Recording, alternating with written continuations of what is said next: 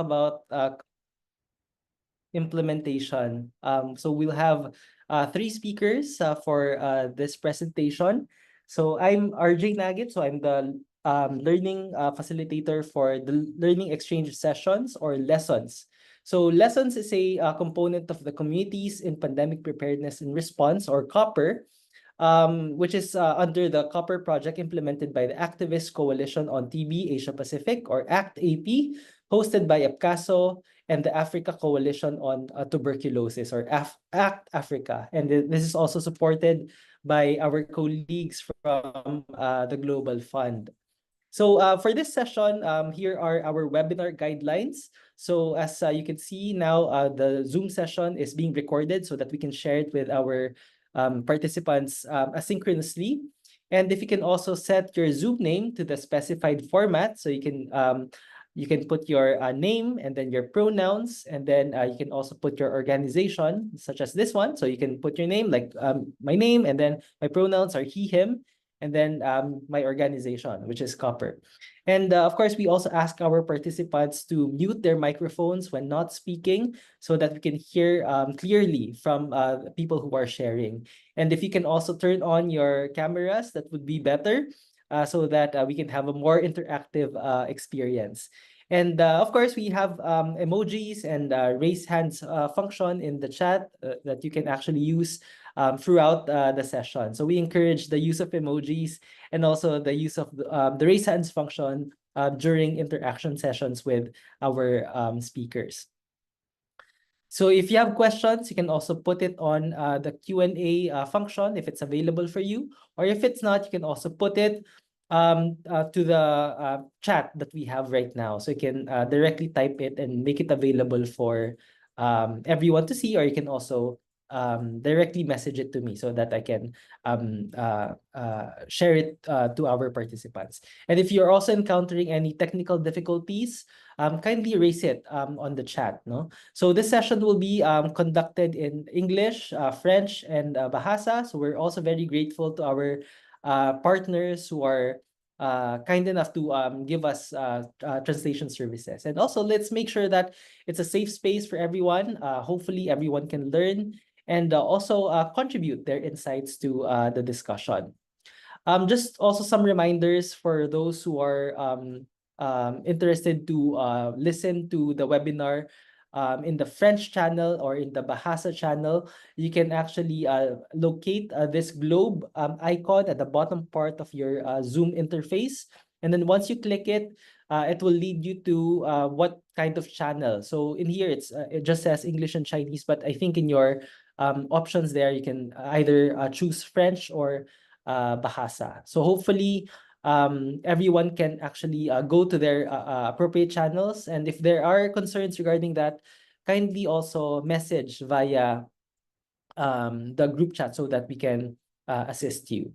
And I also see here our Bahasa interpreter, Wendy, also sent here some instructions on our group chat. So hopefully you can also read that. All good. So now let's go to our short activity before we start. So let's have some questions so that we can also gauge where our participants are coming from. So Mook, can you share the slides from your end? Yeah, can you see my slide? Not. Oh, now it's loading. Okay, great. So you can join menti.com. So you can type it on your browser, and then it will lead you to this website, and use the code 123-02570. So please let me know if you're in the Menti meter already. So and by answering this question, so what emoji describes your mood today? And I also see some participants introducing themselves on the chat. That's also fine. So I see here one answer from our participant. I think it's quite small, but I think it's a Christmas tree. So I know it's almost Christmas now, especially for those who are celebrating. So that means maybe vacation or get-togethers with our families. So I think that's conveying some sense of excitement. Also see here a woman dancing. Okay, so maybe even if it's already the end of your day, you're also still very energetic. One person mentioned they're anxious. That's also fine. Anxiety is something that is like a normal reaction to things, right? As long as we can cope and function, it's still healthy. One of you mentioned a smiley face. One of you mentioned is I think this is a curious face, several curious faces. So that's good because in a webinar we also expect that we learn no from the discussions. Someone is feverish. So hopefully you get the right medications. You also get some rest no in between. Another dancing lady and two smiley faces. All right. So hopefully we can also share the link via chat, so you can click you can click this link on the chat and then use the code 1230257. So you just need to enter that to enter the menti.com. So next slide. So how many lessons have you attended so far? So this is just to gauge how many of our participants are, how many of them are constantly attending, no? Of course, we're not checking the attendance right now, but okay, so we have 4 perfect attendance. That's great. So we've had 4 sessions already. Okay, 4 including this lesson, so that's good. And one of you mentioned that this will be their first time to attend, so that's also good. So welcome.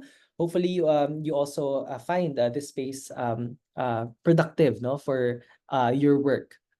So what one also mentioned 4.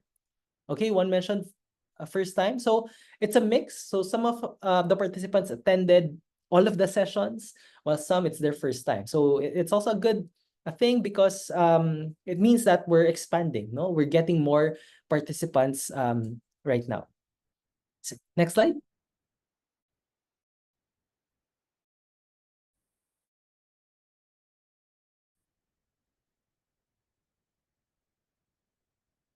Okay.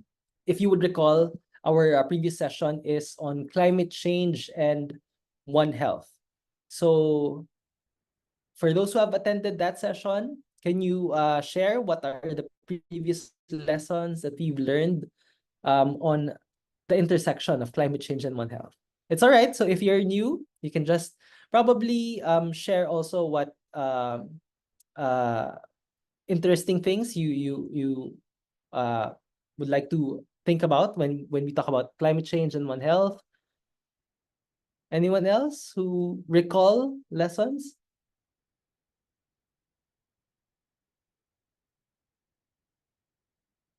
Increasing diseases, right? So we've learned in our previous lessons that almost more than half of emerging infectious diseases are coming from zoonotic, that means that it's animal in origin. So there's a need for us to develop integrated approaches, no? Like One Health. That we also talked about how do we actually build community surveillance, no, and how it actually supports the different surveillance activities at the more national level. We also we also discussed limited investment in terms of climate action and something in, I think, Bahasa, which I cannot understand, but hopefully our translator can also type what's being written on the chat. And one of you mentioned that climate change is also accelerating the development of different zoonotic diseases. All right, so let's move on to the next question. So the next set of questions will just be a fast round of questions asking you what do we mean when we talk about JEE. So I know it's an acronym, but we will discuss that later in one of the sessions. Anyone who can actually um, identify probably what JEE means, first of all, and then what are the concepts, no, that might be associated with JEE. Anyone, especially those who have already attended previous sessions. So if you feel that this is a new term, that's also fine. You can put it on the chat that it's a new term. So JEE means Joint External Evaluation. So now that we've defined that, anyone who can actually identify some concepts related to it? So maybe it's a new term for everyone. Okay. Sorry, it's covered. Have no idea. Okay, that's good. So if it's a new term for you, then this session is actually perfect because we will be discussing it later. We will try to define it and then see how it's actually done with our partners. Okay, so let's go to the next slide. So one of you mentioned voluntary process, yeah? So now let's go to another acronym, NAPHS or NAPS. Is this a new term for everyone? Or some of you might have already participated in the forming of NAPS in your country? New? Okay. How about the others? New to me. Okay, that's fine. So NAPHS stands for National Action Plan for Health Security. So it talks about, yeah, so one of you mentioned National Action, quite near, National Action Public Health Strategy. It's quite near, but it's National Action Plan for Health Security. So one of you mentioned it's not new, but a lot of people mentioned it's a new concept. All right, so let's go to the last question. So some of you might be more familiar with this, especially after the COVID-19 pandemic. So what do we mean by IHR? Or any related concepts that you associated with IHR? Okay, so it's international health regulations. International human rights, quite related. Human rights plays a very important role in this, but not quite directly. Well, it's related, but it's not exactly what IHR means. So a lot of you mentioned international health regulations. All right, so I think we have a pretty good background when it comes to IHR. So I think that's the last one, right, Mu? Yes, RJ, that's all. All right, thank you. So now let's proceed to our first session. But before we proceed with session, I'd like to just mention that learning exchange sessions or lessons is a series of webinars. And our aim is to equip participants to increase their knowledge on pandemic preparedness and response through lectures and knowledge exchange activities from country implementers, which we are actually doing now. So I'd also like to share with you that we have a website called the Copper Knowledge Hub. So for those who are just joining us for the first time, you can visit this website so that you can view the recordings as well as the summaries of our previous webinars. And I'd also like to share that our colleagues have also developed this PPPR training module, which you can also access in the website as well as by scanning this QR code. And you can also follow Apcaso, YouTube, and you can also see the recordings there. And for those who are interested to get a certificate of completion, so you must attend the webinar, participate in the post-webinar discussion in our WhatsApp channel, and accomplish the evaluation form afterwards. So now, before we proceed with the presentations of our country implementers, I'd like to turn over the floor to Olive, who is the advisor for community engagement and pandemic preparedness from the Global Fund, to give us a short opening message on preparing for future pandemics through investing in community engagement. So I'll turn this over to Olive for the discussion. Thank you so much, RJ. Where did you get my picture? By that time, I was working with Ian also. Can you put on my slides, please? I remember, I think that should have been around 2020. Can you see your slides now? Can you hear me? Can you hear me, RJ? We can hear Yeah, you. I can hear you. We can hear you. Okay, excellent.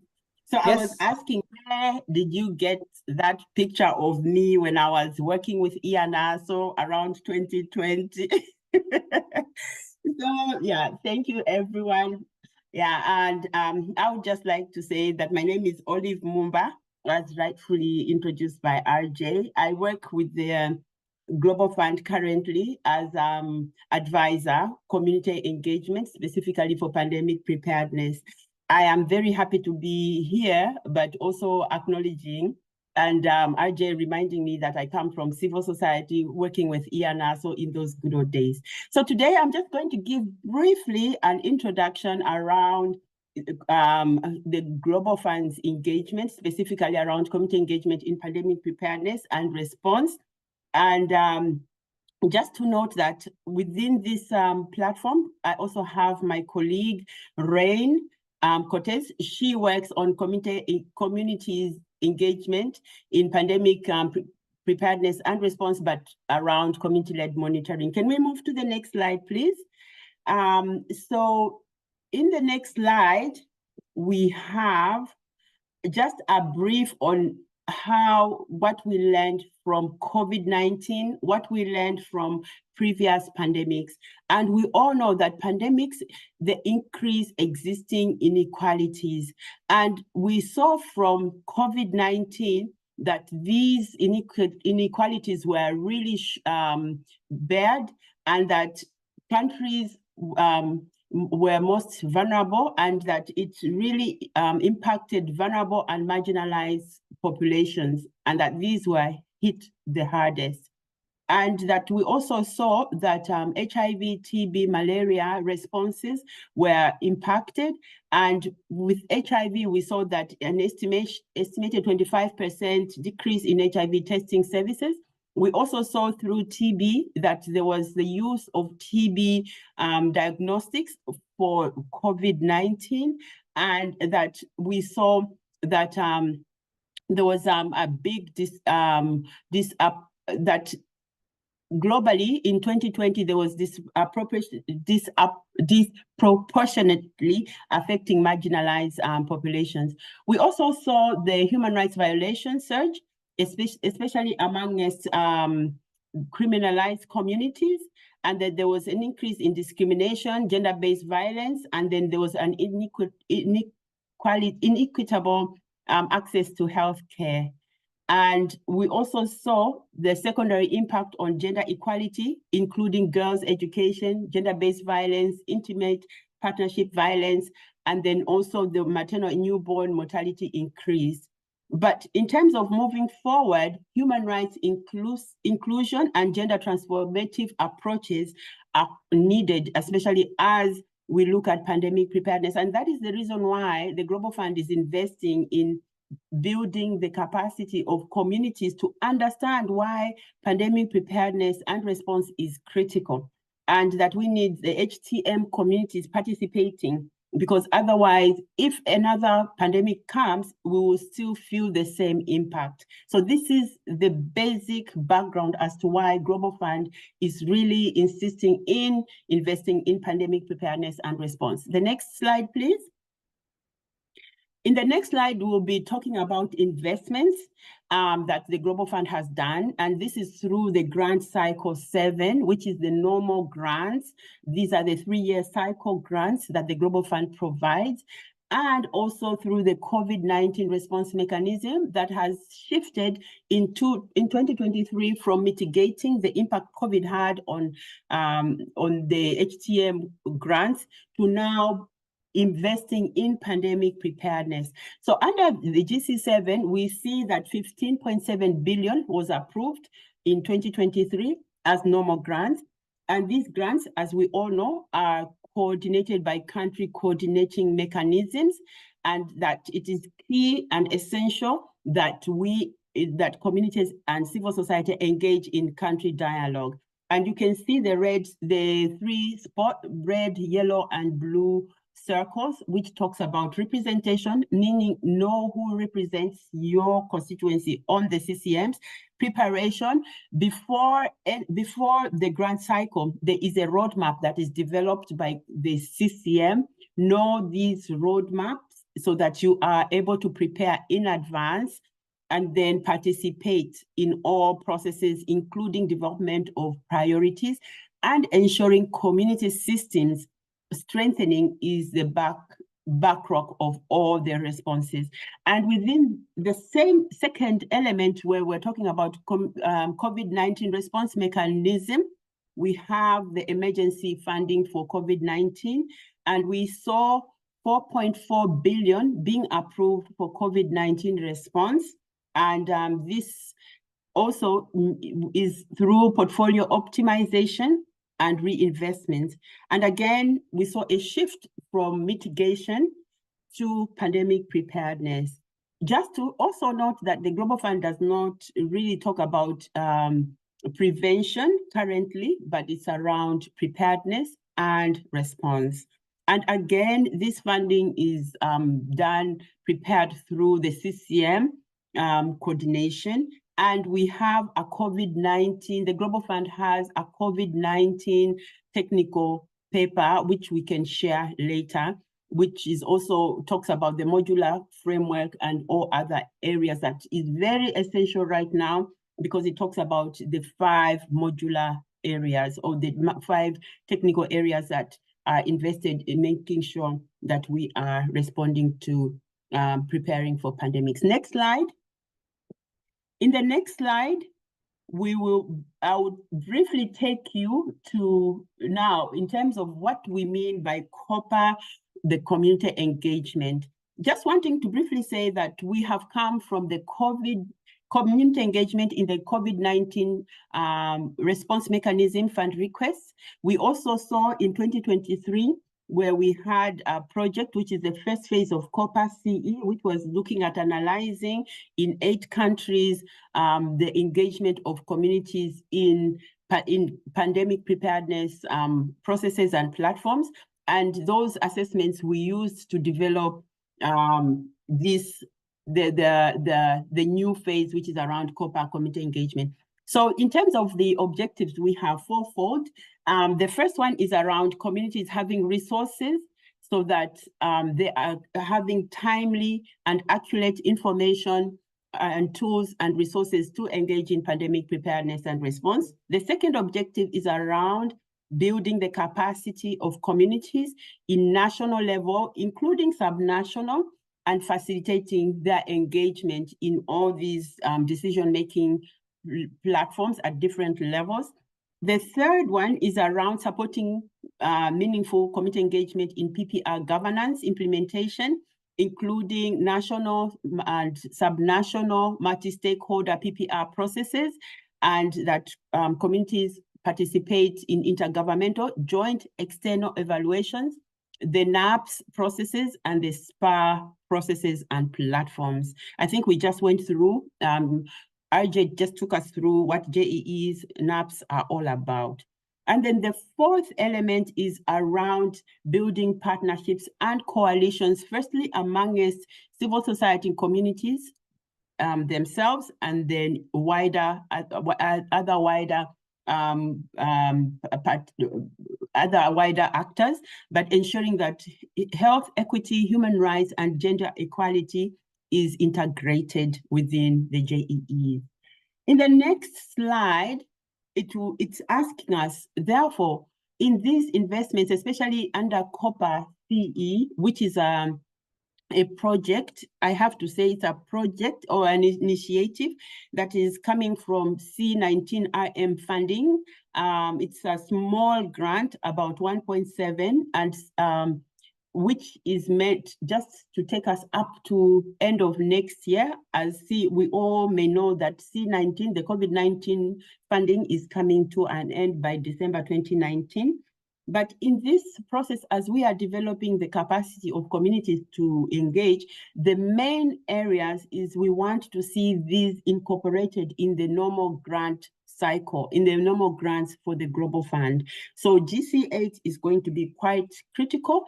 And also the lessons that we are going to learn through COPA CE has to be integrated within the normal grants. This is GC8. So what does success look like? We have fourfold. One is that community voices and leadership in national PPR platforms. We are seeing some countries already integrating, already participating in these JEEs, in the NAPS processes, and we also see in CCM discussions and pandemic funds, making sure that there is inclusion of community priorities and perspectives and expertise in the PPR processes. Then secondly is the deepening and expansion of partnerships and collaborations. We are going to also hear from our colleagues that are that will be leading the discussion today about how they are deepening and expanding partnerships and collaborations, not only among its community civil societies, but other government and also other stakeholders, including international development partners. Then the third one is around integrating human rights and gender equality in PPR, especially as the assessments, these are the joint external assessments, are happening, and also inclusion within the international health regulations, in the state party self-assessments, annual reporting. How are we integrating human rights and gender equality? So the other part of the success is making sure that this is happening. There are so many things. I think who was it, Jeff or Rachel, shared in the previous lessons about the work around community guides. And also, I think Krishna is going to talk about the trainings in Indonesia that also will include how human rights and gender equality is also a part and parcel of the training toolkit. But in all, we also want that to see the integration of human rights and gender equality in PPR. And then lastly is improved global approaches to community engagement in pandemic planning. This is based on the lessons that communities and civil society are gaining in terms of as we are participating in these JEE, NAPS, SPA processes, capturing these lessons and informing global policies processes, so that they are hinged on the lessons from the community's perspective. In the next slide, which is my last slide, we are just showing in terms of the implementation approach, who are the COPA partnerships that are being developed. I just wanted to say that currently we have 2 partners that are implementing this initiative. This is through the regional networks, that's ACT Asia Pacific and ACT Africa, and each one of them is working with country partners. In Asia Pacific, we are working with 3 country partners. In Cambodia, we have PANA. In Indonesia, we have JIP, who are presenting today, and in Philippines, we have Achieve. In Africa, we have ACT Africa, who are working in Cameroon with FIS, and in Kenya, with Stop TB Partnership Kenya. In Liberia, we have UNEPTO, and then in Nigeria, we have Jana Health Foundation, and in Sierra Leone, we have CISMAT. Today, we are going to hear from Indonesia, from Cameroon, and from Sierra Leone. With that, I would like to say thank you. And as we do our work, a good reminder, let us not leave anyone behind, especially the most vulnerable, marginalized communities, especially when pandemics hit, they are the ones that feel the most impact. So let their voices be heard in everything that we do.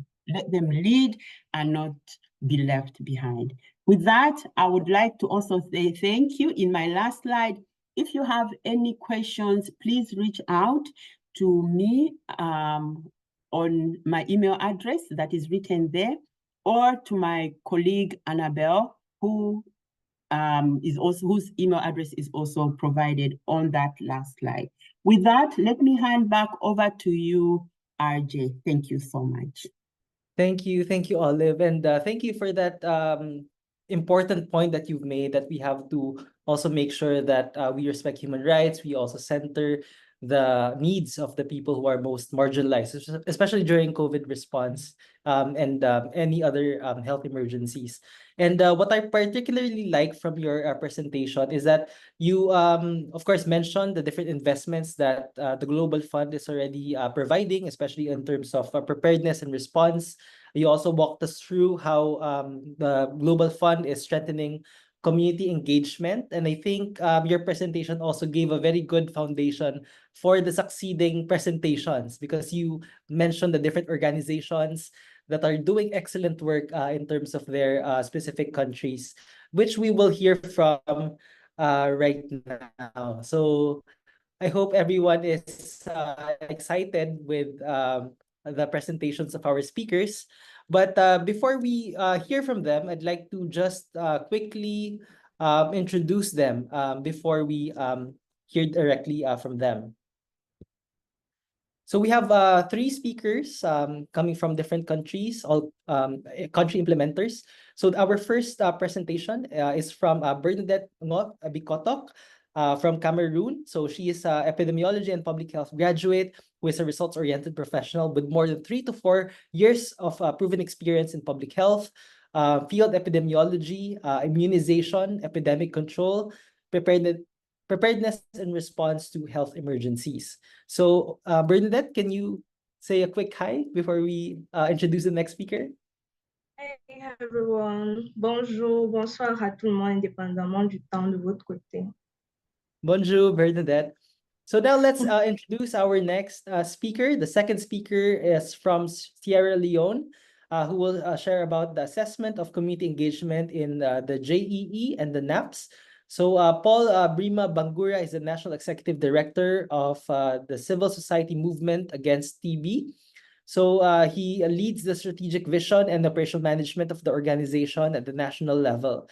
So his responsibilities include overseeing the program development, implementing advocacy initiatives, and fostering partnerships with stakeholders such as government agencies, donors, and community groups. So he has an advanced diploma in project development from the Institute of Professional Management, Tower Hill.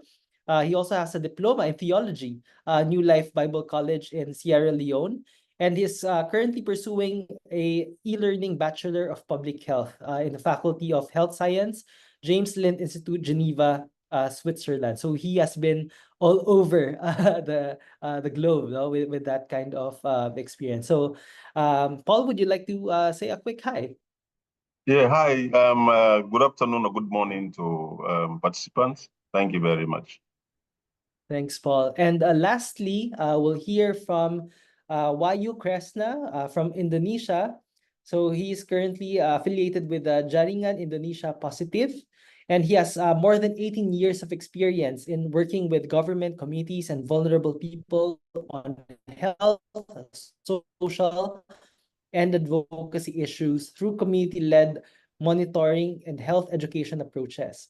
So he's also involved in various activities ranging from program development, advocacy, monitoring, evaluation, to capacity building, which focus on empowering individuals as well as improving health services, especially in the integration of healthcare systems at the community and community levels. So through these efforts, he's committed to providing comprehensive support to communities, society, and the government. So he also makes sure to work with communities so that they receive their rights without stigma or discrimination. And he also makes sure that health services are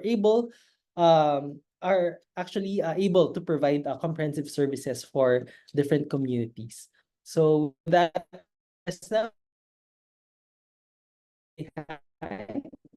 Hi everybody, good afternoon or morning.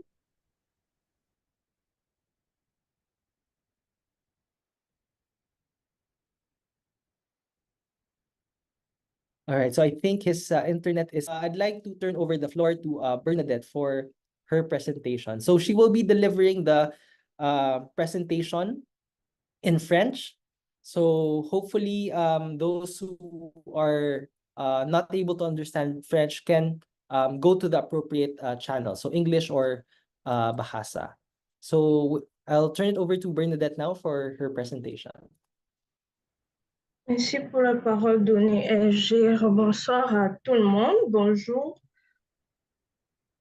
Indépendamment du temps qui fait de votre côté. J'espère que vous m'entendez. Elgir, do you hear me?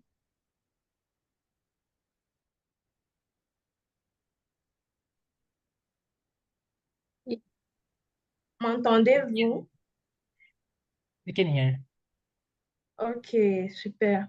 Bon, je suis Bernadette Bikotok, chef de projet coopération au niveau du Cameroun.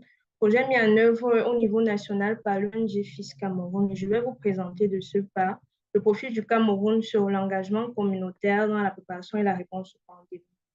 Nous allons suivre le plan ci-contre. Introduction, situation épidémiologique du Cameroun, plan et procédure nationale de gestion des urgences sanitaires, dispositif national, approche nationale de l'engagement communautaire, les principaux défis de l'engagement communautaire, les représentations des communautés dans les comités instances de prise de décision, de préparation et de réponse aux pandémies, et une conclusion. Slide. Diapo, slide. Slide. Slide, diapo. Can you see my OK, c'est bon, merci. Alors, quelle qu'en soit la partie du monde où chacun d'entre nous réside, de près ou de loin, nous avons subi de plein fouet les effets que les urgences de santé publique, à l'instar de la COVID-19, la maladie à Ebola ou la maladie Zika et autres ont engendré dans nos sociétés. Quand celles-ci ont agi comme un révélateur des faiblesses des systèmes de santé de nos pays respectifs. Alors, le dispositif de riposte au COVID-19, le C19RM, dont la mise en œuvre des investissements a été prolongée jusqu'au 31 décembre 2025, donne la possibilité aux partenaires nationaux de s'appuyer sur les leçons et les adaptations réalisées lors des urgences de santé publique et de tirer des leçons des pandémies précédentes pour renforcer la préparation à moyen et à long terme. Alors, pour que les réponses efficaces à la préparation et la réponse aux pandémies soient mises en œuvre, il est nécessaire ici d'identifier les obstacles liés aux droits de l'homme et au genre, ainsi qu'aux autres inégalités qui limitent l'accès aux services, de proposer des solutions proactives fondées sur les droits de l'homme et l'égalité des sexes qui accroissent l'équité en matière de santé, de favoriser l'inclusion des besoins communautaires réels et changeants dans la prise de décisions en matière de préparation des réponses aux pandémies et surtout l'accès à l'information aux communautés. Alors, une meilleure préparation aux pandémies ne peut être obtenue qu'en incluant bien sûr les communautés, les structures de gouvernance, les processus de planification, ainsi que la mise en œuvre et les rôles des supervisions des pays à l'instar du CCM, l'ICN chez nous les francophones. Alors, pour finir avec cette introduction, il est nécessaire de retenir que l'engagement communautaire est nécessaire au sein des organisations ou organismes décisionnels nationaux et infranationaux pour soutenir la mise en œuvre, la mise en place des systèmes de santé résilients et durables pour renforcer la préparation et la réponse équitable et l'inclusion aux pandémies. Alors, la question serait, où en sommes-nous au Cameroun? Slide. Diapo. Slide. OK. On ne saurait parler de tout ceci sans d'abord placer le contexte ici avec la situation épidémiologique. Alors, au Cameroun, en ce qui concerne la situation épidémiologique, à la semaine épidémiologique 42, nous n'avons pas enregistré de cas de choléra ni de cas de coqueluche. Nous avons enregistré 2 cas suspects de COVID-19, 4 cas suspects de Mpox, 1 cas suspect de maladie à virus Marburg et aucun cas de diphtérie. Concernant les inondations qui sont également des urgences de santé publique, les régions de l'extrême nord, du nord-ouest et de l'ouest sont les principales régions touchées par les inondations à ce moment dans le pays, avec 12 366 malades recensés et bien sûr pris en charge dans ces régions respectives. Nous avons malheureusement enregistré 21 décès de suite de noyades et écroulement de maisons, autant pour moi, et 0 cas d'épidémie suspecte. Diapo. Slide. Slide.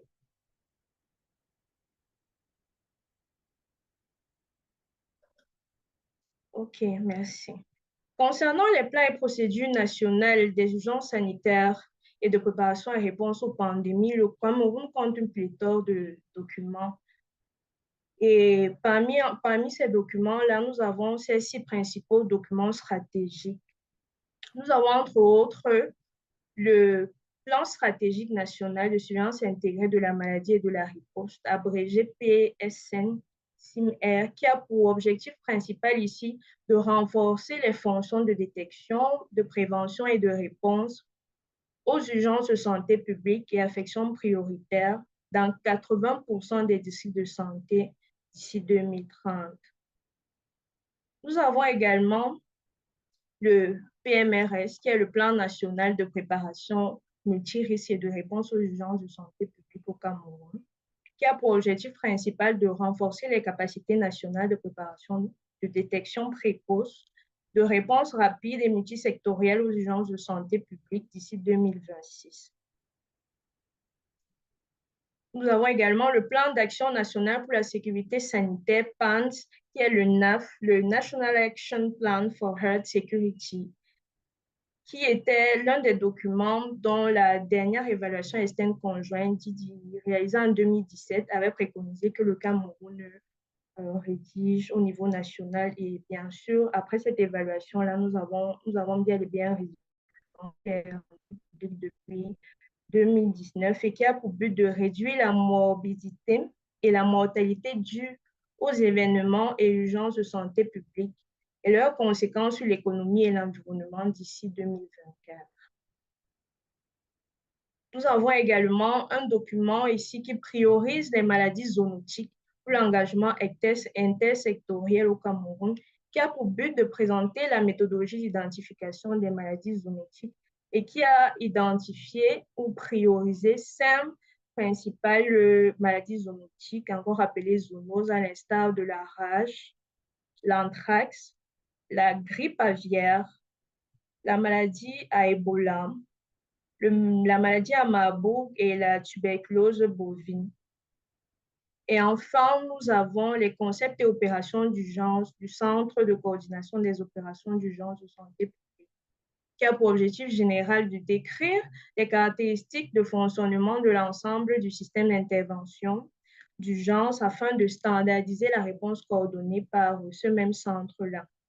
Mais malheureusement, ces principaux documents-ci ont un principal défi autant pour moi en commun en ce qui concerne l'engagement communautaire, qui est que ni la communauté ni la société civile n'a été suffisamment inclus lors de l'élaboration, lors de la planification de ces différents documents-là.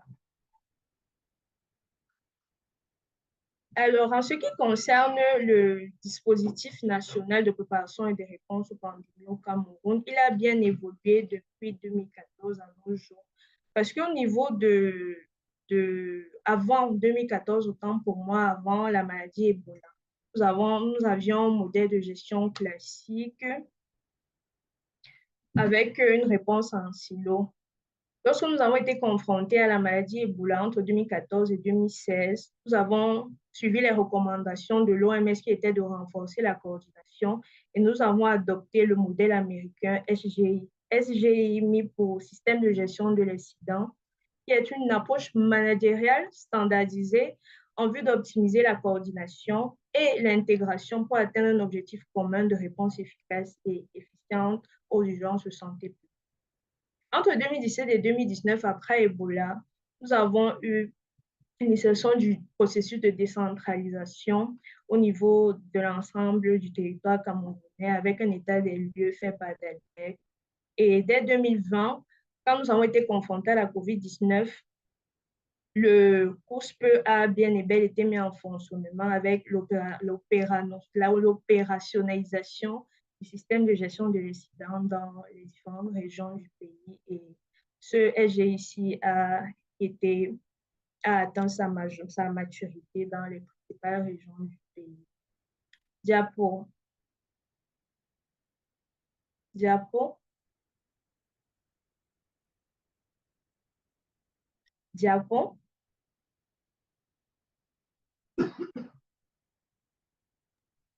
But can you see it Diapo. from your end? Slide, please.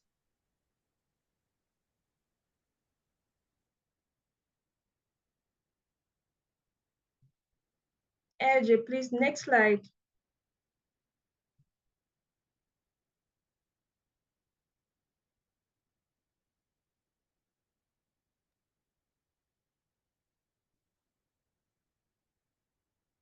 Slide.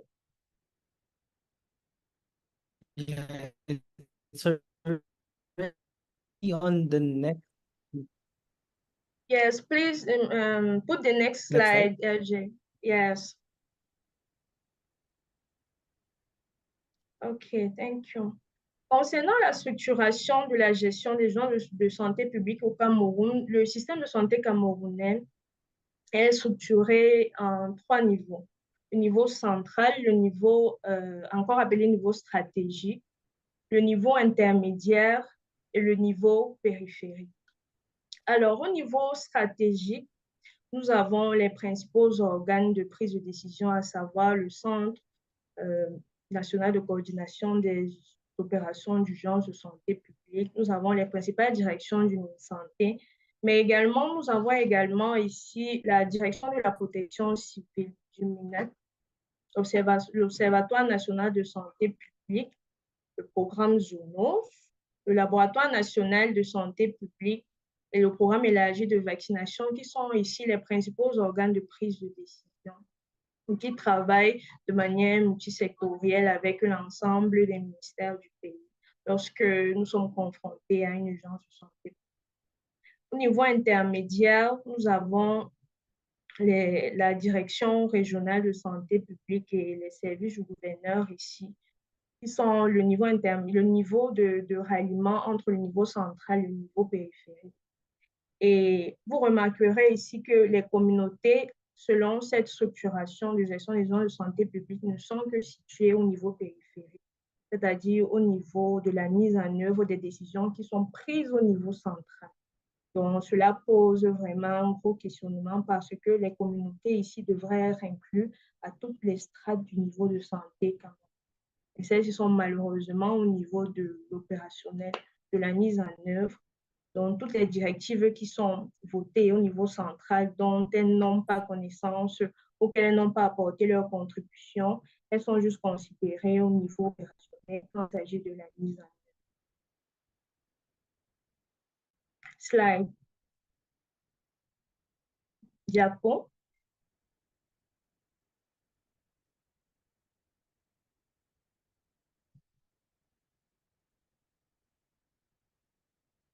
OK. Concernant l'approche nationale de l'engagement communautaire au Cameroun, nous avons non seulement une pléthore de documents également, mais aussi nous avons toute une sous-direction qui est la sous-direction de la prévention et de l'action communautaire au niveau de la direction de la promotion de la santé au ministère de la Santé ici, qui a pour rôle l'élaboration et la mise en œuvre au niveau national vraiment des stratégies gouvernementales de mobilisation sociale en faveur de la santé.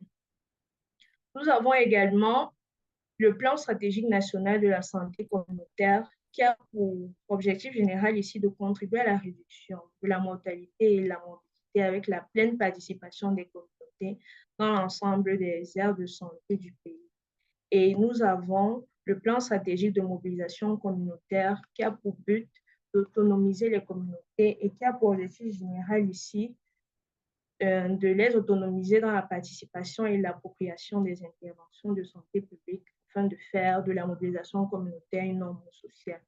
En revanche, au niveau de la planification, de la mise en œuvre des interventions formulées dans ces différentes directives nationales, ici, nous avons pu observer lors de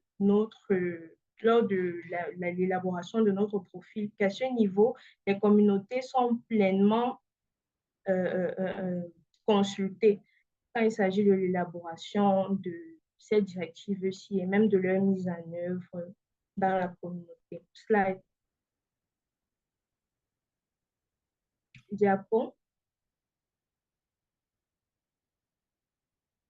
Merci. Alors, concernant les interventions au niveau communautaire, au Cameroun, nous disposons d'environ 9 932 agents de santé communautaire dans l'ensemble du pays qui travaillent avec l'appui des leaders communautaires, des volontaires de la Croix-Rouge qui participent aux activités tactiques et des programmes de santé prioritaires, c'est-à-dire des programmes de préparation et de réponse aux urgences de santé. Les différents acteurs, ci sont les personnels de santé, les agents de la protection civile, les enseignants, les leaders communautaires et les médias locaux. Et les principales activités mises en œuvre par ceux-ci est la recherche des cas et des sujets contacts, la prise en charge communautaire, le soutien psychologique aux victimes, la sécurisation des sites d'incidents, tout ceci sous la coordination du MinSanté et des sectoriels en charge. Diapo. Diapo, slide.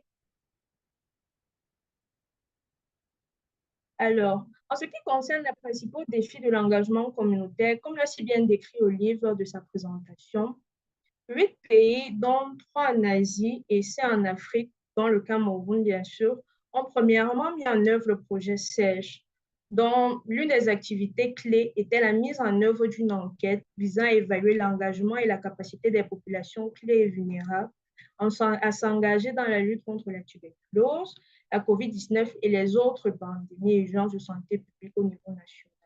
Au Cameroun, nous avons réalisé cette enquête, l'enquête SEJ, au niveau des déplacés, des personnes déplacées internes, vu le contexte dans le pays. Et les principaux résultats ici étaient que seuls 14,2% connaissaient l'existence d'organisations pour les personnes déplacées internes. Donc, très peu d'entre eux connaissaient qu'il y avait des organisations dédiées à les accompagner et à les monitorer. 63,3% et 72,2% appartenaient à des groupes communautaires non enregistrés et ne participaient pas aux activités organisées par cette structure-là. 93,54% ne connaissaient pas du tout l'existence du programme national de lutte contre la tuberculose. 12,53% de ces personnes déplacées internes-là ont déclaré qu'il n'y avait pas du tout de mécanisme de consultation, de consultation et de proprement parler, de retour d'informations pour la préparation et la réponse aux pandémies. Et on a enregistré plus de 50% des personnes déplacées internes qui ont déclaré qu'elles n'avaient pas du tout été informées et qu'elles n'avaient pas du tout collaboré lors des activités de préparation et de réponse aux pandémies. Slide. Diapo.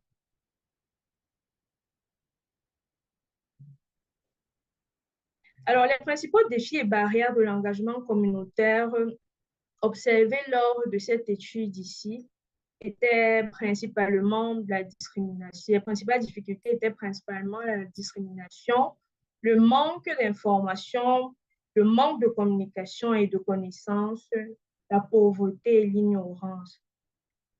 Alors, comment est-ce que ces défis peuvent être agressés? Ceci passe par l'éducation, la formation, les campagnes de sensibilisation et d'information. Slide. Diapo. Slide. Alors, au cours de la rédaction de ce profil, nous avons également répertorié des représentations des communautés dans les comités et instances de prise de décision au niveau du Cameroun. Slide. Nous les avons classés en termes de thématiques ou de maladies. Au niveau de la tuberculose, au niveau du pays, nous avons le Comité national de lutte contre la tuberculose. Et au sein de ce comité, nous avons pu trouver une représentation de la communauté qui est Stop TB Cameroun Et également, nous avons proposé des représentations potentielles, c'est-à-dire des organisations qui présentent le profil et dont les champs d'action sont reliés à cette thématique ou à cette maladie-là. Au niveau du VIH-Sida, nous avons au niveau du pays le Comité national de lutte contre le sida. Et au sein de ce comité, autant pour moi, la représentation actuelle est le RECAP+. Et nous avons également procédé de la même manière. Nous avons proposé comme représentation potentielle des organisations qui ont le profil et dont le champ d'action est relié à l'éradication de cette maladie-là. Nous avons également le Comité national de lutte contre le paludisme qui agresse la thématique du palud et dans son sein, les représentations des communautés sont entre autres Impact Santé Afrique, Rollback Malaria, APDSP, le RESIPAC et le RELES. Et nous avons également proposé des représentations potentielles. Au niveau des trois maladies, c'est-à-dire de la tuberculose, du VIH et du paludisme, nous avons le CCM ou l'ICN, qui est l'instance de coordination nationale du Fonds mondial, au sein duquel nous avons répertorié quelques représentations et bien sûr, nous avons proposé des représentations potentielles. Concernant la thématique de la vaccination, nous avons le CCIA qui est logé au niveau du programme élargi de vaccination et nous avons le GTCN qui est également logé au niveau du programme élargi de vaccination et dont la seule représentation actuelle connue est représentation actuelle connue de la communauté est Probares et bien sûr nous avons proposé des représentations potentielles également.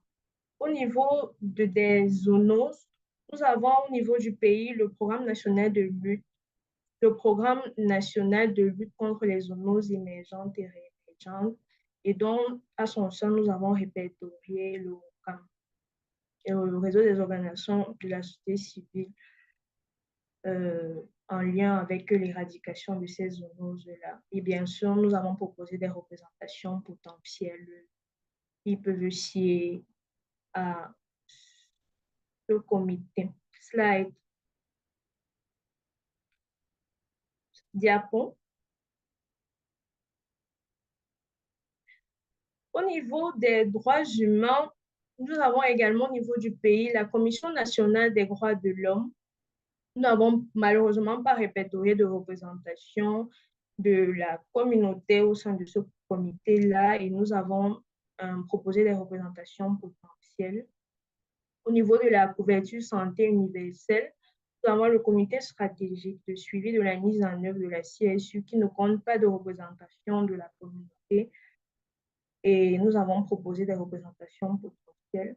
Au niveau de la thématique de justice climatique, nous avons l'Observatoire national de changement climatique et l'Agence nationale pour la protection de l'environnement, dont aucune d'entre elles ne compte représentation de la communauté.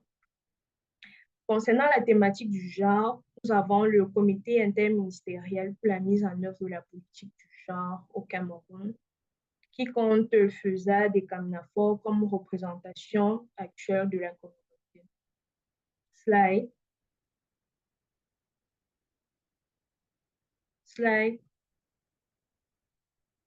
Diapo. Enfin, concernant la thématique des épidémies et des urgences de santé publique, au niveau du Cameroun, nous avons le Centre de coordination des opérations d'urgence de santé publique, le COUS, l'Observatoire national de santé publique, nous avons la Task Force CREC et la Task Force ISDC. Et seuls deux d'entre ces comités comportent des représentations de la communauté et des organisations de la société civile, à savoir Alima, Ma Santé, CSC, Chai et MedAir, MDM et le ROCAM pour le COUS et le ROCAM pour l'ONSP. Et nous avons également proposé des représentations potentielles pour ces différents comités-là. Diapo. Slide. Slide. Alors, nous avons essayé de récapituler toutes les notions et les principaux enseignements que nous tirons de ces différents éléments-là. Alors, concernant les directives nationales de préparation des réponses aux pandémies, en ce qui concerne l'engagement communautaire, nous préconisons ici comme recommandation d'inclure la participation des communautaires et de la société civile dans toutes ces directives-là, parce que ceux-ci sont ceux qui sont plus près de la communauté, qui travaillent avec la communauté et qui ont une plus grande expérience en ce qui concerne les besoins de ceux-ci. Il sera question ici d'élaborer, il serait autant pour moi de l'usurpation de titre ici ou alors de l'usure tout simplement d'élaborer ces procédures-là sans la participation de la communauté ou pas du tout référencer les contributeurs parce que nous avons également remarqué lors de cette étude de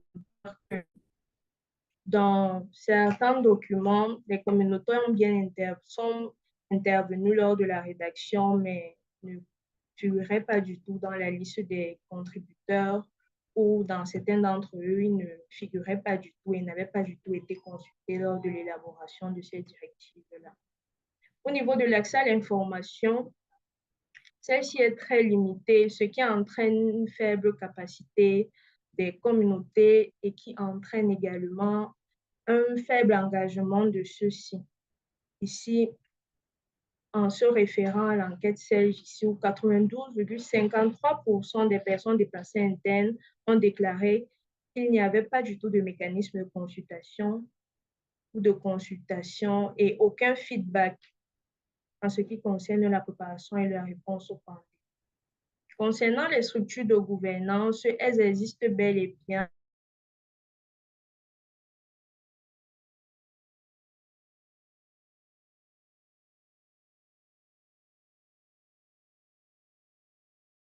Ici, l'approche est trop institutionnelle car tout se décide au niveau central avec la priorisation des départements ministériels apparentés, mais la communauté n'est pas du tout prise en charge ici. Lors de la rédaction, lors de la constitution de ces structures de gouvernance-là. Et concernant les processus, la planification et la mise en œuvre, nous avons juste le Fonds mondial ou Gavi en ce qui concerne le PEV et nous avons une absence vraiment limitée dans les autres processus. Et concernant la supervision, elle est très faible car il n'y a pas de ressources allouées pour la supervision. Le profil du pays est bien évidemment un document qui est mis à jour régulièrement et c'est un document qui est utilisé comme base du plaidoyer au niveau des visiteurs. Sur ce, je vous remercie. Thank you, Bernadette, for that very comprehensive presentation regarding civil society engagement. And I think what we can pick up from Bernadette's presentation is that there's always opportunities for us to engage. Government will make its plans and strategies, but at the same time, we recognize that civil society engagement might not always be ideal. But it's good that we're measuring engagement through the CELG project. I think that was a very good study that we can actually measure and then build up from as we work towards strengthening community engagement at the government level. And I think it's also important that you also mapped out the different areas, the disease and thematic committees where civil society engaged. So I think that's a very good practice for our countries to replicate as well. So now let's go to the next presentation. So I'll turn it over to Paul, who will be presenting us their country implementation at Sierra Leone. Over to you, Paul.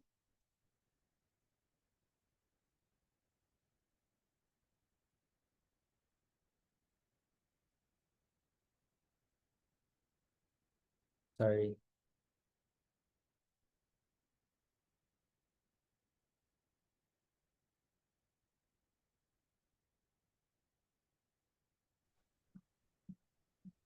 Paul is muted. We are not getting him. Oh, okay. So sorry. Yes. Yeah. So can we go to the first slide, please? My name is Paul Raima Bangura, the National Coordinator, Executive Director for the civil society movements against tuberculosis. For us here, working for CISMAT, Civil Society Movements Against Tuberculosis, we are looking at assessment of community engagement in GIS and the NAF in Sierra Leone. That is the joint external evaluation processes, and then also the National Action Plan for Security and how communities are actually involved. Let's go. Next slide, please. Now, I just want to give a quick background from the G processes as well as the NAF processes. Now, Sierra Leone experienced the 2014 Ebola outbreak. The outbreak actually revealed significant gaps in the health system strengthening and emergency response capabilities. So since then, the country and its health partners have learned from this experience, and they have made strides to enhancing pandemic preparedness involving key initiatives. And one among them is the establishment of the National Emergency Response Committee, which is actually now the public health agency designated to work with partners, WHO, MOH, on the joint external evaluation processes. We have the Minister of Health, who is actually supervising that whole process. And also, because of the past experiences with the outbreak of Ebola and as well as the COVID-19, the country actually developed a comprehensive national health sector emergency preparedness and response plan. Actually, is the National Action Plan for Security in 2016. Now, this was the time that this document was developed, which actually emphasizes robust surveillance and rapid response. In 2016, the document was actually developed to run for 5 years. Let's go to the next slide. Sorry, next slide. Yeah, so coming to the joint external evaluation, the G for Sierra Leone. In fact, Sierra Leone, the processes actually conducted in Sierra Leone are in collaboration with the WHO and other partners to strengthen the health system. The Sierra Leone is the first country actually that have actually yielded to this joint external evaluation processes. And that one is actually done with WHO and other partners.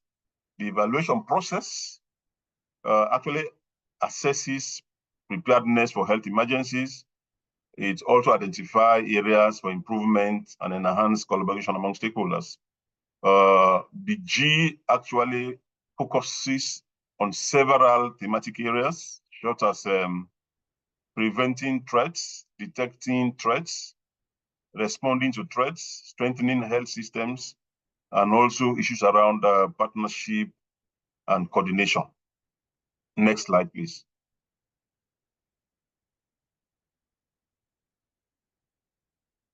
Yeah, so like I said, Sierra Leone, with regards the G process, Sierra Leone is the first country in the African region to have conducted a second G.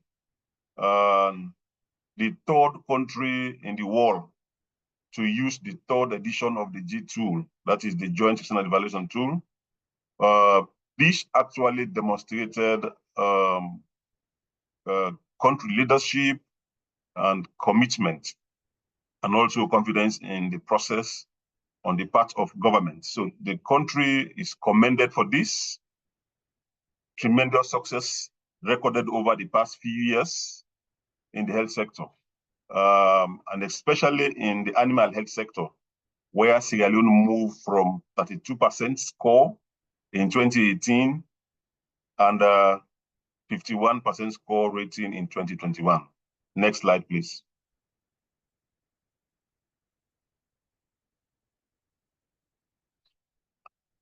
Now, the National Action Plan for Health Security, the NAFS, the Sierra Leone National Action Plan for Health Security is currently being implemented with notable progress across several key areas. The NAFS is linked also to the Gs, strengthening the health system, surveillance and response, intersectoral collaboration, community engagement, resource mobilization.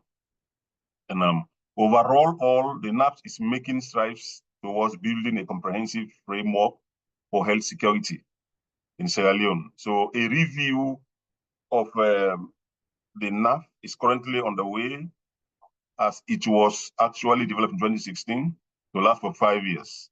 And that one has expired. And then currently there is a review to actually look at a more robust and inclusive NAF. Next slide.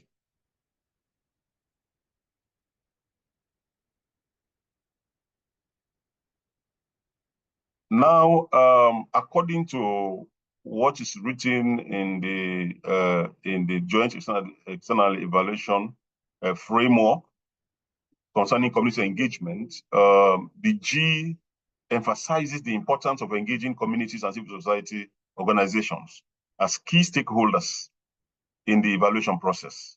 It's very clear. This involvement ensures that diverse perspectives are considered, particularly those of marginalized groups. So it's well capped. So the G process also include initiatives that aim to strengthening the capacity of CSOs and community groups to enhance their ability to contribute effectively to health governance and accountability.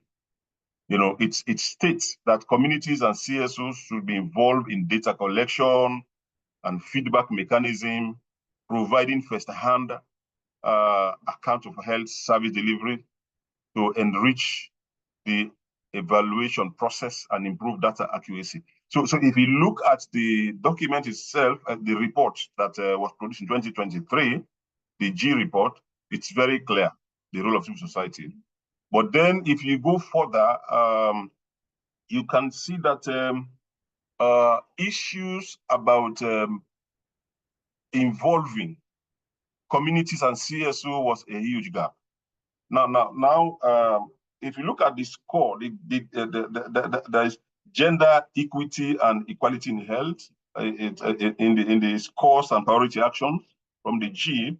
You can only see that gender equity and equality in health is mentioned, and that one is looking at gender in health. It has to do with equality in getting positions within the health system. It does not go to deep dive into the gender dynamics, that affect vulnerability. It all play around and leverages around the Women's Gender Empowerment Act in 2023 that was passed into law to provide 30% quota for women. So that is how the G actually emphasized on that. But it does not go down to actually look at more critical gender dynamism, So it's the human rights issues also, they are not captured, how to address human rights issues in the report, in the G scores and priority actions. They did not capture human rights. Issues about climate justice are not captured, So there is a whole lot of explosion in terms of getting communities involved in the processes initially, So if you look at what I am explaining is from my note. I just want to re-emphasize the involvement of communities. If you look at the list of stakeholders in the process of the G, you cannot find community organizations. You can only find WHO, Ministry of Health, and then few other agencies and probably international NGOs, one or two. So there is a huge exclusion, in the whole document. And then we believe that with TA support, we will dive more into those informations. Now, moving forward, let's go to the next slide, please. Let's see the realities. Now, the realities on ground in the initial implementation of the G and the National Action for Health Security Framework in Sierra Leone. These are the realities. You know, even us as an organization, we came to know about the Gs and the NAF when we started implementing the Copper EC project. It was never, we were never afraid to those frameworks, you know. So the reality on ground initially was there is a low community and CSO knowledge of existing PPR frameworks, especially the Part1, the G, and the NAF. I remember during our trainings, community level training communities to understand the PPR, the pandemic preparedness response concept. It was very, very clear that those frameworks actually were like new concepts. Even for some health workers, they can say, we don't even understand what this GEE means, you know. So it was only one or two national NGOs were involved in these processes. If we look at the stakeholder list. So the Ministry of Health, through the Public Health Agency and WHO focal person, has been central to these processes, leaving out the community and CSOs that the G process has identified as key stakeholders. You know, the G process have actually written very, very good something on how communities can be involved. But the practical reality, they were not involved, you know. So we come to development of the National Action Plan for Health Security process has also previously excluded important component related to CSOs and communities. Next slide, please.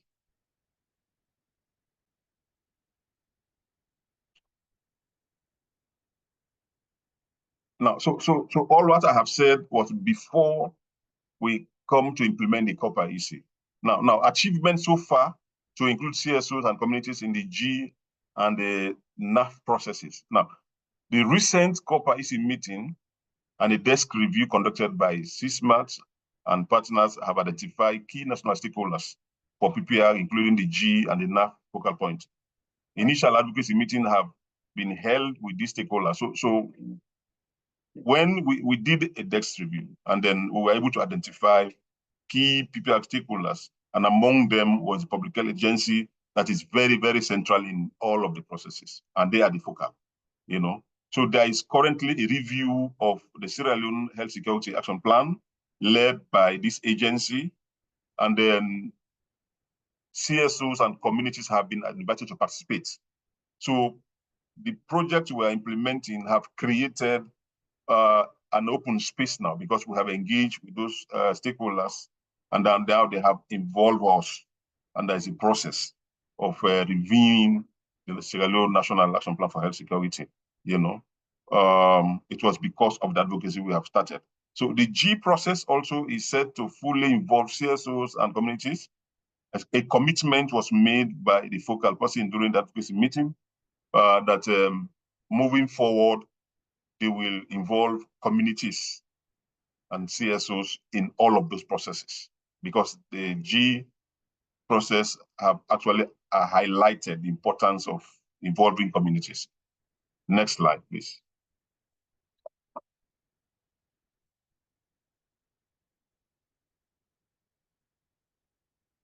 Now, I just want to give a success story. I'm concluding, you know. Now, the Copper EC advocacy project that we are implementing has created more opportunities for inclusion of CSOs and communities in national PPR processes. Before now, CSOs, communities, and their presence in all of these processes were limited, you know. But now, a door has opened.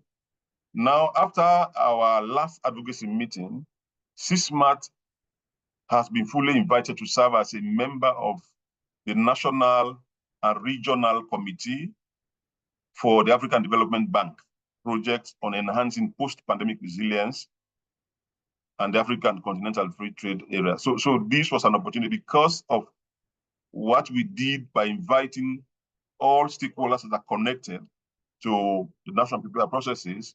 So they now consider community organization to be part of a key national and regional entity that is looking at post-pandemic resilience. So that was a very big success.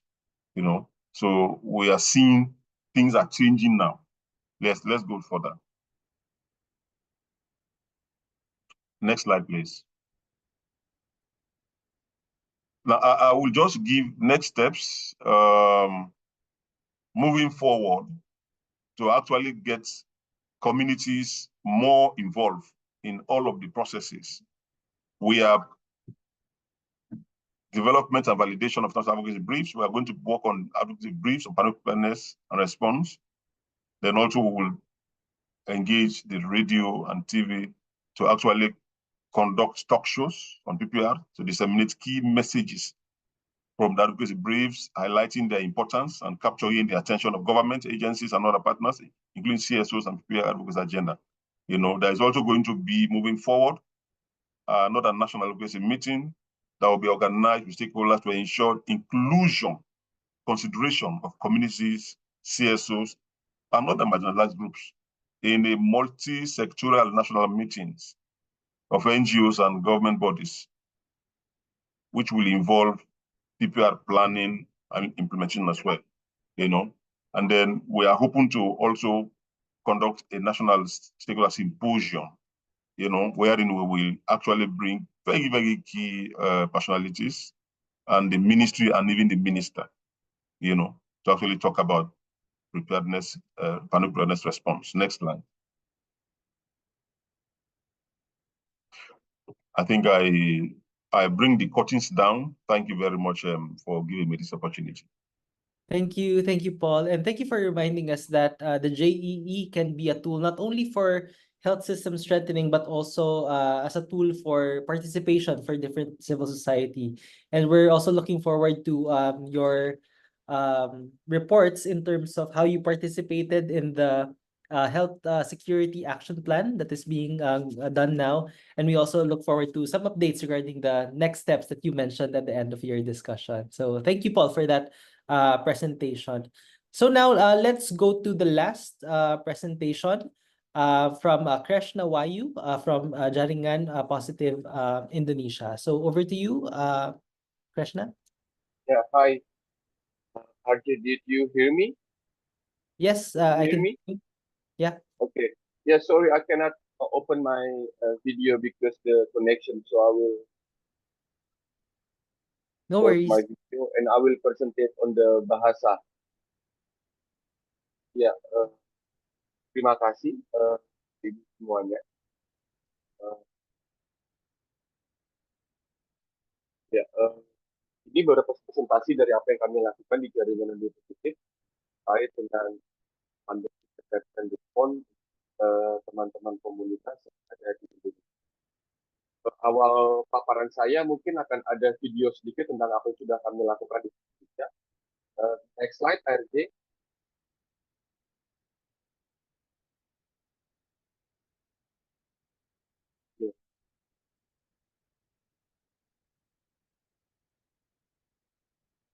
Ya, ada suaranya, RJ? Oh, saya tidak. Were you able to hear the audio or no? Okay, let me There just is audio screen in share the... again. Oh. Ini sudah. Ya. It's therefore with great hope that I declare COVID-19 over as a global health emergency. Pemerintah memutuskan untuk mencabut status pandemi dan kita mulai memasuki masa endemi.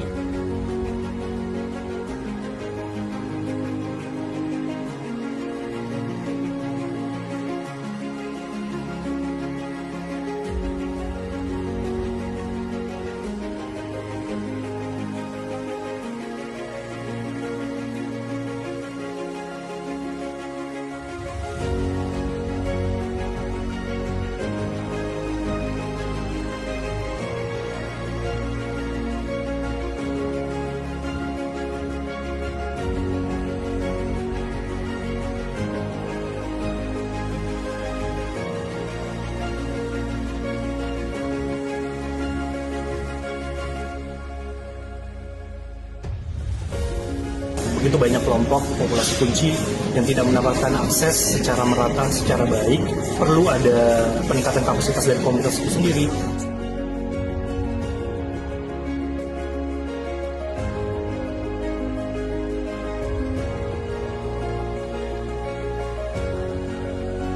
Komunitas harus merebut ruang-ruang sipil yang tersedia untuk memastikan kesiapsiagaan dalam menghadapi pandemi dan memperoleh hak-hak.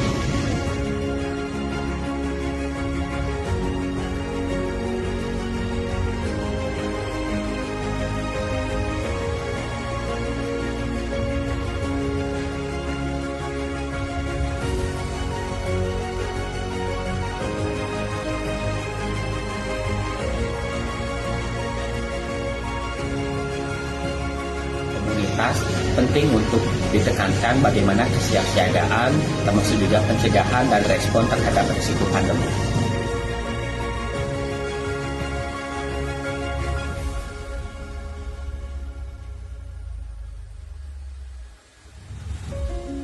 Ya, kalau misalkan ketika ada pandemi lagi, kami bisa membantu pasien TBCRO. Jadi dengan pelatihan ini, saya rasa akan bisa berdampak positif, terutama bagi komunitas saya.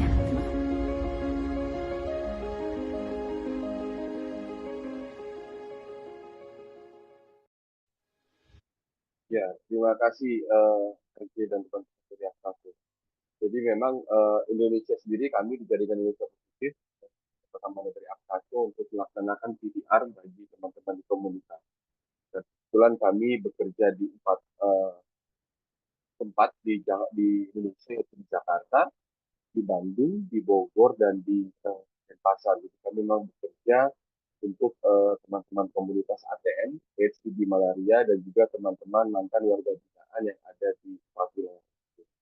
Jadi Koper di Indonesia ini kita memang untuk bisa meningkatkan kapasitas teman-teman komunitas untuk aktif berpartisipasi dalam kegiatan PCR ini, karena seperti kita ketahui pada saat masa pandemi lalu COVID-19 di Indonesia, terutama teman-teman mantan warga binaan yang ada di Indonesia itu sangat terdampak sekali karena mereka tidak bisa keluar dari dalam lapas, dan mereka juga kita tahu di Indonesia lapas Indonesia itu over kapasitas penghuninya, sehingga dampak dari COVID ini sangat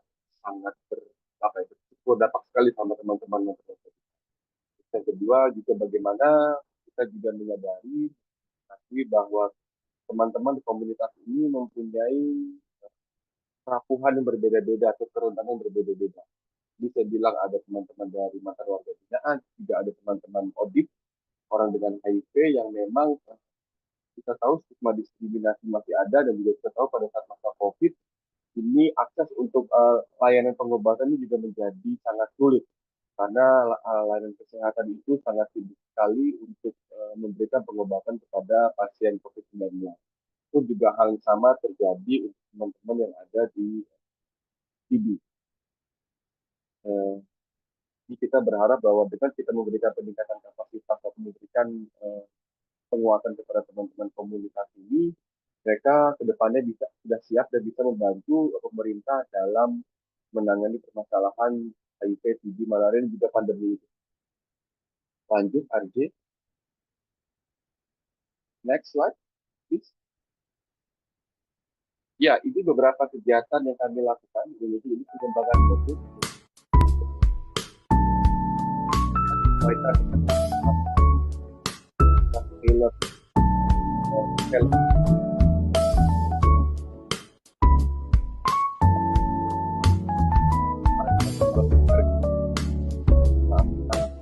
masalah ya, dan terus yang kedua ada pelatihan internasional. Pelatihan ini adalah teman-teman komunitas yang tujuannya itu dari 4 kota. Kita mengundang dari 4 kota Jakarta, Bandung, itu bisa mendapatkan peningkatan kapasitas terkait dengan PCR, dengan perencanaan seperti apa, bagaimana implementasi pencegahan dan kesiapsiagaan pandemi, dan bagaimana kita bisa melakukan monitoring dan membantu evaluasi dari implementasi kesiapsiagaan dan pencegahan dari pandemi ini. Terus juga selain juga pelatihan, kita juga ada nasional dialog yang dihadiri oleh multi stakeholder. Seperti kita ketahui bahwa masalah PPR ini bukan hanya masalah kesehatan, tapi juga lintas sektoral. Jadi kita juga ada masalah tentang kebijakannya bagaimana dengan pendanaannya, bagaimana strateginya, bagaimana dukungan dari misalkan untuk teman-teman mantan warga binaan juga bagaimana dengan apa rutannya. Jadi kita memang nasional dialog ini kita lakukan untuk mendengarkan masukan dan kita mempersiapkan rencana strategi kira-kira jika pandemi ini terjadi apa yang bisa kita lakukan. Next slide.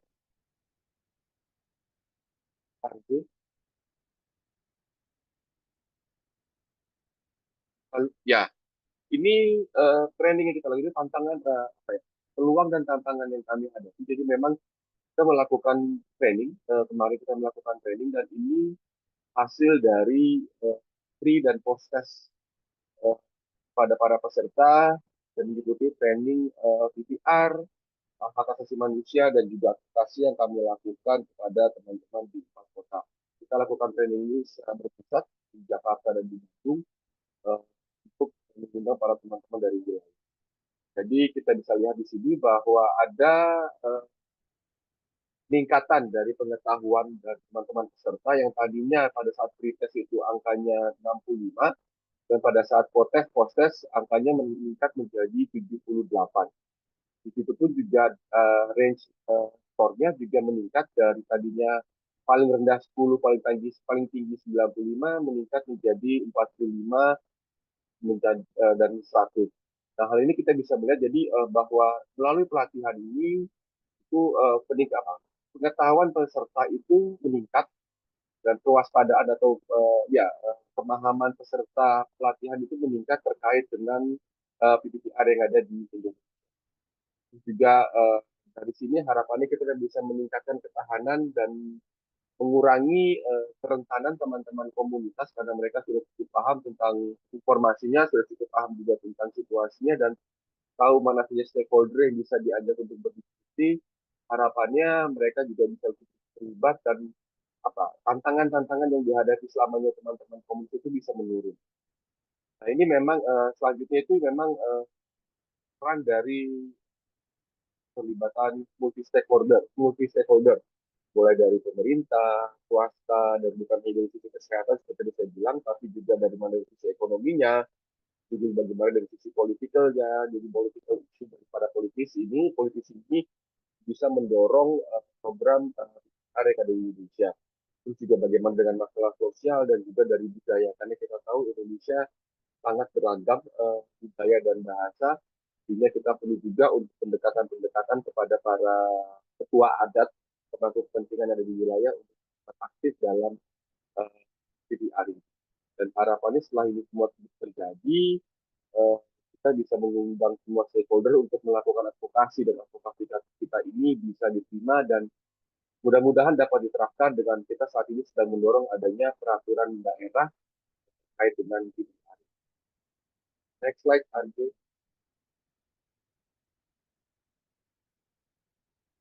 Halo, oke ya. Apa yang bisa kita lakukan ke depannya nanti? Jadi berharap memang training yang kita peningkatan kapasitas yang kita berikan kepada teman-teman komunitas ini bisa diluaskan dari kalau selama ini kita hanya melakukan di 4 kota, harapannya ke depannya kita bisa melakukan di lebih dari mungkin harapannya lebih dari 4 kota. Karena memang ternyata peningkatan kapasitas informasi terkait dengan PPR ini sangat penting bagi teman-teman komunitas yang ada di Indonesia. Saat ini kita sudah mengeluarkan policy brief, jadi sudah harapannya sudah bisa dibaikin oleh pemerintah dan kita menunggu respon dari kita dan kita juga selalu melakukan advokasi pada saat pertemuan-pertemuan dengan pemerintah. Sebagai informasi terkait dengan PPR ini sudah masuk dalam rencana aksi nasional program untuk HIV di Indonesia. Jadi harapannya paling tidak program HIV di Indonesia pada nanti ini bisa memasukkan PPR menjadi salah satu program implementasi di tahun-tahun yang akan datang. Selain itu kita juga bersama dengan Badan Nasional Penanggulangan Bencana Jadi di Indonesia ada memang badan khusus yang menangani bencana. Ini mulai dari tingkat pusat sampai dengan kabupaten provinsi dan kabupaten kota. Nah, harapannya memang harapannya kita bisa bersama sampai dengan tingkat kabupaten kota. Karena memang kuasa penanggulangan bencana ini ada di tangan BPBD, Badan Penanggulangan Bencana Daerah, dan mereka sudah punya struktur yang cukup kuat dan mereka ini melapor kepada kepala daerah wilayah masing. Lanjut, RJ, next. Ya, mungkin sekian dari kami, paparan kami terkait dengan apa yang program support lakukan di Indonesia. Jadi kami mau bekerja sama dengan teman-teman komunitas, HIV, TB, malaria, dan juga teman-teman mantan penerima binaan. Karena mereka pada saat kemarin memang sangat terdampak sekali dengan situasinya, dan harapannya ke depannya mereka bisa, kalau kemarin mereka menjadi korban, dan ke depannya harapannya mereka menjadi aktor aktif yang membantu pemerintah dalam program pencegahan dan pencegahan. Mungkin itu saja dari saya, Ade. Terima kasih banyak. Nah, tingkat senang hati bisa saya kembalikan ke RJ. Thank you, Krishna, for your presentation. And definitely from your presentation, we can pick up how education and trainings and capacity building programs are helpful in terms of increasing resilience and decreasing vulnerabilities of communities. And they can also empower people to participate in dialogue with policymakers and health professionals. So now, so we've had three speakers giving their presentations. So I'd like to invite them over for a quick Q&A because I've seen in the chat that some of you have been typing your questions. So we might need to go through them. But I'd like to invite over Paul, Krishna, as well as Bernadette. If you can turn on your cameras, that would be great. So let's go to the questions. Alternatively, you can also raise your hand so that we can acknowledge you if you want to ask your question directly to our speakers. Okay, just looking at the chats here.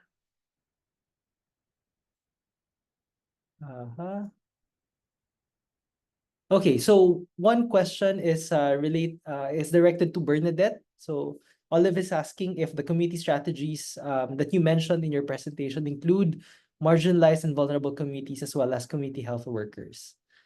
Bernadette?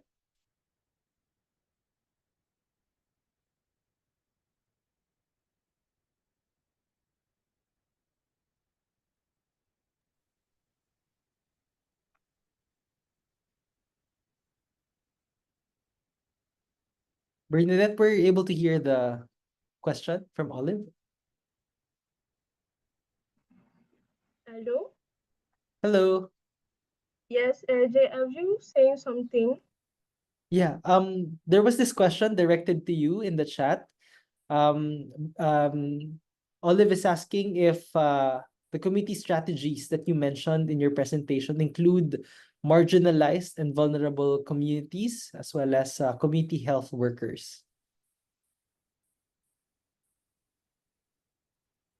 Exactement. Au niveau la deuxième section de documents que j'ai présenté, les documents ici agressés par la direction de la promotion de la santé, dans la sous-direction de la promotion de la santé, la STPAC. Ceux-ci prennent en compte les besoins de ces populations cibles, car ils travaillent de manière étroite avec les gens de santé communautaire, les leaders communautaires et tout ce groupement de personnes.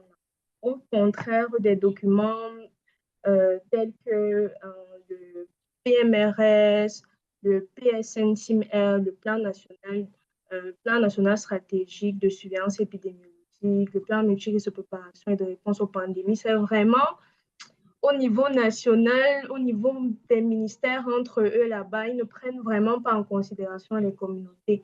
Mais à la différence des documents qui sont rédigés, de même la sous-direction qui prend en compte ce groupement de personnes-là, la mobilisation sociale, la promotion de la santé, ceux-ci vraiment travaillent de manière étroite avec ces cibles-là et prennent bien sûr en compte leurs besoins.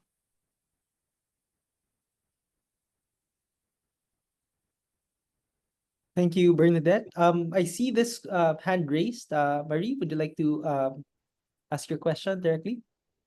Kindly unmute. Bonjour, Yeah, go ahead. bonjour. Je suis Marie-Laure Edeng. Je suis du Gabon, Afrique francophone. J'ai bien suivi toutes les interventions qui sont pertinentes et la thématique abordée qui reste aussi très importante pour tous nos pays qui sont aujourd'hui confrontés à des problèmes de pandémie, de réémergence des zoonoses et autres. J'ai une préoccupation qui va, c'est peut-être un plaidoyer que je veux faire à l'endroit de Cooper, ou alors par rapport à l'intervention d'Olive, qui nous a rappelé justement les directives du Fonds mondial et autres. Maintenant, à la fin, elle parlait de l'existence de deux partenariats, de deux partenaires de mise en œuvre. C'est surtout à ce niveau-là que je voudrais faire mon plaidoyer. Lorsque j'ai regardé, j'ai écouté les différentes parties de partenaires de mise en œuvre, je vois qu'elles intéressent surtout l'Afrique, le monde anglophone. Je n'ai pas vu un pays francophone. Est-ce qu'il est nécessaire, est-ce qu'il est possible qu'un pays francophone fasse partie aussi des partenaires de mise en œuvre comme pays sentinelle? Ça, c'est la première question, parce que nous avons parlé d'égalité des droits humains. Je crois que ça peut s'étendre sur les pays. Cette question, cette préoccupation s'adresse à Olive.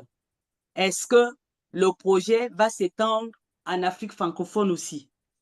Ça, c'est la première préoccupation. Deuxième préoccupation, je m'adresse à Bernadette. Dans son exposé, effectivement, concernant l'enquête CELEJ qui a été menée, je crois qu'on l'a menée aussi au Gabon, il y a eu beaucoup de défis relevés. Et parmi les défis, nous notons la non-représentativité des communautés à différentes structures du système de santé, au niveau de système de santé, oui. Mais par contre, on les retrouve au niveau des plans stratégiques.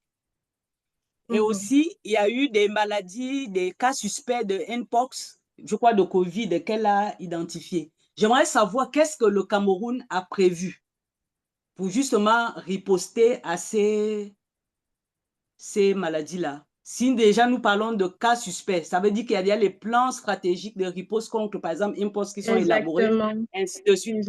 Qu'est-ce que, parce que je n'ai pas suivi cela, qu'est-ce qui a été fait et qu'est-ce que vous proposez pour l'implication générale, je peux dire ainsi, de la communauté au niveau des instances que vous avez identifiées? Merci beaucoup. La question est peut-être... Voilà mes deux préoccupations. Merci. Merci. Je vais répondre directement à Hergé. Merci, Madame Marie, pour votre question très pertinente. Le premier volet de votre question ici fait référence au cas suspect de maladies à potentiel épidémique et autres affections qui étaient répertoriées lors de la semaine 42. Bien évidemment, le Cameroun quand même peut se vanter de ça et d'avoir un système de préparation des réponses aux pandémies assez robuste, car concernant le Mpox, concernant quelle autre maladie en cours, les plans stratégiques sont en cours d'élaboration pour ceux qui n'ont pas déjà été élaborés. Concernant la préparation et la réponse aux pandémies, nous avons le plan national de préparation multirisque de réponse aux pandémies qui existe et qui a été endossé le mois dernier par son Excellence le ministre de la Santé. Nous avons également le plan stratégique national de surveillance intégrée de la maladie et riposte qui a été présenté et qui est également endossé par le pays, et toutes les directives émanant de ces documents s'adossent au règlement sanitaire international qui, je vais dire quoi, qui code un peu toutes les notions de préparation et de réponse aux pandémies, pour le dire simplement comme ça au niveau des pays. Donc, concernant le deuxième volet de votre question, qui est qu'est-ce que nous proposons pour l'inclusion des communautés dans les mécanismes de préparation et de réponse aux pandémies? Si j'ai bien compris, je pense que c'est ça. À l'heure actuelle, au niveau du Cameroun, nous sommes en train de préparer la seconde évaluation externe conjointes. La première évaluation a eu lieu en 2017 et le Cameroun a eu un score très faible. Je n'ai pas pu m'attarder dessus de manière spécifique parce que le temps était très court et il fallait aborder un certain nombre de notions. Mais oui, le Cameroun a eu à faire cet exercice en 2017. Les scores étaient très faibles. Il y avait plusieurs recommandations, dont justement l'élaboration de ces documents stratégiques-là. Mais au cours de cette deuxième phase, la particularité, c'est qu'avec ce projet, on a l'opportunité de déjà former les communautés sur ces différentes notions-là. Je pense que vous l'avez vu avec notre collègue de l'Indonésie, des formations qui ont été mises en œuvre sur l'introduction, la préparation et la réponse aux pandémies. Et afin d'asseoir les décideurs et les communautés au sein d'une même table, si je vais le dire simplement comme ça, lors du dit qui est en cours pour pouvoir justement voter comment est-ce que je vais le dire, les points spécifiques qui peuvent s'agresser aux doléances des communautés afin que celles-ci puissent être prises en compte non seulement dans la finalisation du rapport dit, mais également dans la finalisation et l'élaboration et la finalisation du NAF qui est à venir à partir de février de l'an prochain. Le NAF qui est le National Action Plan for Health Security, qui est également un document qui a été élaboré par le pays de 2019 en 2023 et qui sera mis à jour grâce aux recommandations de l'évaluation externe conjointe en février prochain. Donc, je pense que ces deux réponses conviennent à vos, du moins ça s'adresse à vos questions. Également concernant l'ensemble des manifestations concernant la préparation à la réponse aux pandémies, parce qu'il n'y a pas que le Mpox, il y a des zoonoses également qui sont émergentes et réémergentes. On a tout un lot de renom, de plaidoyer concernant ces différentes maladies-là qui sont organisées au jour le jour au niveau du pays et dont les communautés et la société civile sont bien évidemment inclus. Donc, je pense avoir répondu. Si vous avez d'autres questions.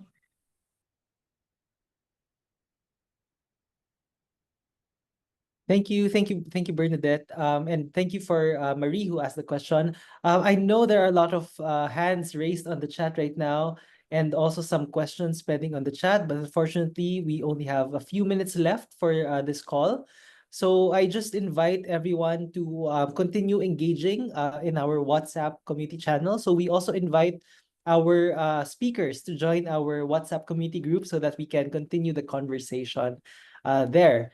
So hopefully, if you want to also get that certificate of participation, you can also share your main takeaways in our chat, basically your learnings from our discussions. And I'd also like to take this time to share with you that we're awarding the certificate of appreciation to our speakers, Krishna, Bernadette, and Paul, for your presentation. So thank you for sharing your experiences, and I'm sure a lot of our participants here are inspired by your work in terms of PPR.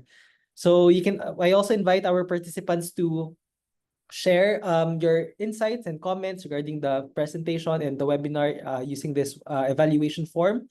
And hopefully we can also invite you to follow our social media channels on Facebook and Instagram. So you can also enter the WhatsApp community group by scanning this QR code. So hopefully you have time to do that. But now, before we end our discussion, let's take this opportunity to get a photo with our speakers. So it's not every day that we are directly in the same call with Bernadette, Paul, and Krishna. So if you can turn on your cameras, I'll stop sharing from my end so that Mook can also take the photos. Okay, everyone, I would like to invite you, if you're available, to turn on the camera. I'm gonna count on 3, 2, 1, and smile. Okay, give it a second. And then another one. Okay, on 3, 2, one. Smile. Thank you, lovely. Thank you, everyone.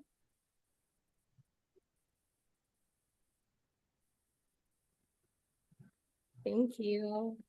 Thanks, everyone. Thank you everyone. Terima kasih Mbak Windy sudah membantu. Thank you very Thank much. you. So Thank this will you, be our everyone. last lessons for this year.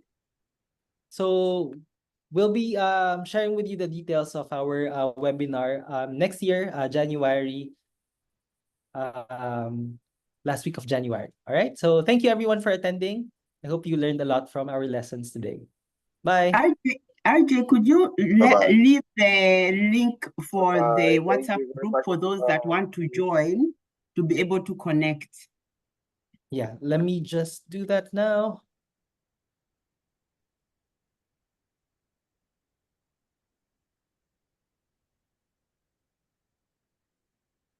All right, so here's the link to the WhatsApp community group. So if you want to be updated on our next sessions, kindly scan this QR code.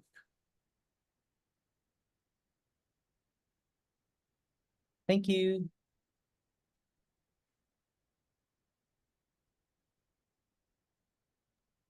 Terima kasih semuanya. Thank you. Bye. Thank you, as always. Thank you, Some and Windy. Translation.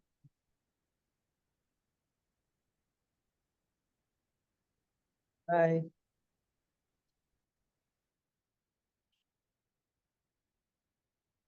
Bye.